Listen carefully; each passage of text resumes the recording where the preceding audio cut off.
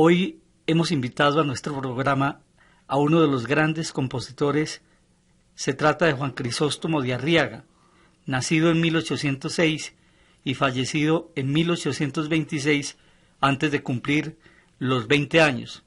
Maestro Rodolfo Pérez González, además, a Juan Crisóstomo de Arriaga se le ha denominado la posteridad como el Mozart español. Sí, ese es uno de esos denominativos, esas denominaciones muy aburridoras. Ese nombre del Mozart español o del Gardel colombiano yo creo que son como segundas partes. Y Arriaga, nunca fueron buenas. Sí, nunca fueron buenas. Lo que es muy curioso, y esto sí es una coincidencia extraña, es que Juan Crisóstomo de Arriaga, según los que creen en la reencarnación, pueden pensar que fue simplemente la reencarnación de Mozart. Él nació el día en que Mozart debía haber cumplido 50 años. Es una coincidencia rara, medio siglo exactamente, el 27 de enero, que es el día de San Juan Crisóstomo, y a los dos les pusieron ese nombre Juan Crisóstomo, porque a Mozart lo pusieron Juan Crisóstomo Wolfgang Theophilus, y a este lo pusieron Juan Crisóstomo simplemente, como es costumbre en los países católicos. Este muchacho pues creció en un ambiente muy musical. Bilbao es una ciudad de musicalidad altísima, y por esa misma razón pues tuvo un contacto con la música y oportunidad de despertar una inteligencia que era realmente de rango superior.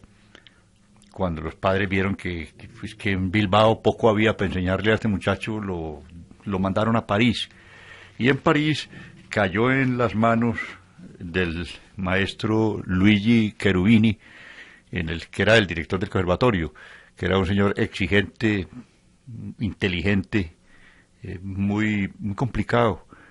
Tal vez Arriaga fue uno de los pocos que sorprendió a Cherubini con su talento. Era uno de esos talentos deslumbrantes, fulminantes. Entró a las clases de composición y de armonía con Fétis. La armonía la dictaba Fétis, y dice que en 3 meses ya no tuvo nada que enseñarle. Entonces lo pasaron a los estudios de contrapunto con Cherubini, y Cherubini decía que nunca había tenido un alumno de una capacidad semejante. El hombre a los 2 años manejaba los problemas contrapuntísticos de mayor dificultad con una facilidad sorprendente. Desgraciadamente se perdió Et vitam venturi seculi, era la parte final de un credo, de una misa que nunca apareció. Parece ser que estaba en proceso de composición, y este trozo era una fuga, como es corriente hacerla en esos finales, el final del credo, el final del gloria, siempre se hace una fuga. Esta fuga era a 8 voces, y la fuga a 8 voces es como de esos paraísos de los que se habla mucho, porque nadie ha llegado a ellos. Es muy difícil componer una fuga correctamente a 8 voces, y dice que Cherubini anduvo con esa fuga para la Seca y la Meca, pues mostrándola en todas partes como el fruto, una maravilla, pues. Y se perdió esa obra. Esa obra se perdió, y se perdió porque no había sido editada en medio de toda esta varaunda. Hay otra fuga que es muy notable, que es la que él cita en su libro de contrapunto al final, en el libro de fuga, contrapunto y fuga. Al final él propone una fuga a 8 voces de Sarti, su maestro. Sarti era genial, pero parece que era mejor la de Arriaga. Lo cierto es que cuando Arriaga llegó a París, que tenía 16 años, ya era un compositor. Es que a los 13 años escribió él su ópera, la única que compuso, Los esclavos felices. Esa operita escrita a los 13 años, pues tenía que ser una cosa juguetona, y no podía pretender embarcarse en grandes problemas dramáticos y cosas por el estilo, pero esa obra se conservó. ¿Solamente la obertura o toda la...? No, la ópera, esa ópera se conservó.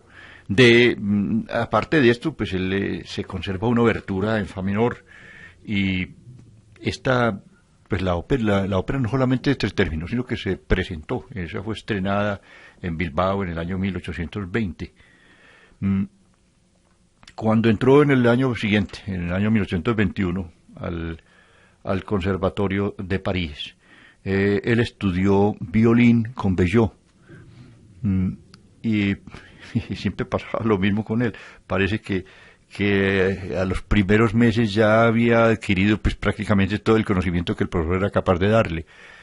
Cosa muy lamentable, muy grave, pues, y supremamente problemática. Pero entonces, maestro, si estamos realmente ante la presencia de un genio de Es la un música, genio, no hay entonces tal vez la denominación que la posteridad ha hecho del Mozart español tiene que ver primero con esa genialidad demostrada pues a tan poca edad, y en segundo lugar por la coincidencia en nacer el día que Mozart debiera haber cumplido 50 años. Sí, pero a mí lo que parece muy descomedido y muy respetuoso con él decirle el Mozart español, porque es como decir, es un Mozart de segunda categoría. Y no, era un... Es el Juan Crisóstomo de Arriaga Sí, y punto. el Arriaga, es que es el músico de España, el tipo más precoz y más portentoso que haya dado pues la música española en estos últimos 2 siglos. Y de todas maneras, lamentabilísimo, porque es que la vida fue demasiado corta.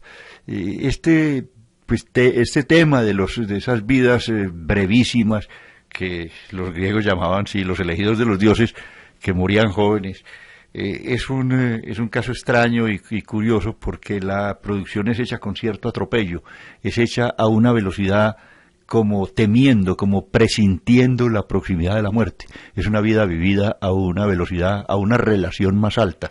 Y yo creo que esto fue lo que le pasó a Juan Crisóstomo Arriaga.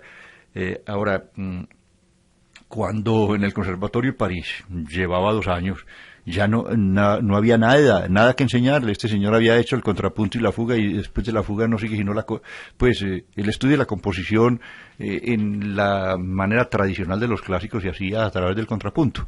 El contrapunto daba las armas suficientes para que el tipo compusiera. No se ponían en estas cosas de enseñarle formitas, porque se suponía ya en esa época que la forma era resultante de la necesidad misma de la obra. La obra prácticamente va configurando su propia forma. Y, como decía Borges nunca quiso dar clases de composición, es decir, Béla Bartók tampoco. Decían que la composición no se enseñaba, que eso bastaba con que el tipo tuviera la formación suficiente para expresar sus propias ideas y que las pusiera, pero que no le tenían que llevar de la mano.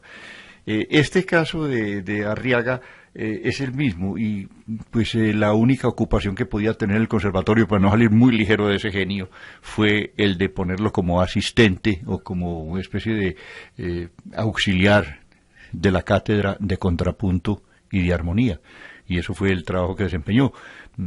Curiosamente, Fetis, que era un señor de una exigencia suma y supremamente difícil de contentar, le cedió su cátedra a Crisóstomo Arriaga, pese a que los estudiantes pues se encontraban un poco sorprendidos de que su profesor fuera un muchacho de 18 años, cosa que no es muy común en ciertas, y sobre todo en esas asignaturas. De todas maneras, el talento y la seguridad de este señor convenció siempre a estos alumnos. Desgraciadamente murió de un mal pectoral, decían, un mal del pecho. El mal del pecho es una tisis de esas tenebrosas, pues que en París se moría, la mitad de la gente se moría era de tuberculosis, que era una enfermedad popular. Lo curioso y dramático y trágico es que apenas iba a cumplir los 20 años. Él murió el 17 de enero. Es decir, Faltaban 10 días. le faltaban 10 días para cumplir los 20 años. Es una cosa absurda.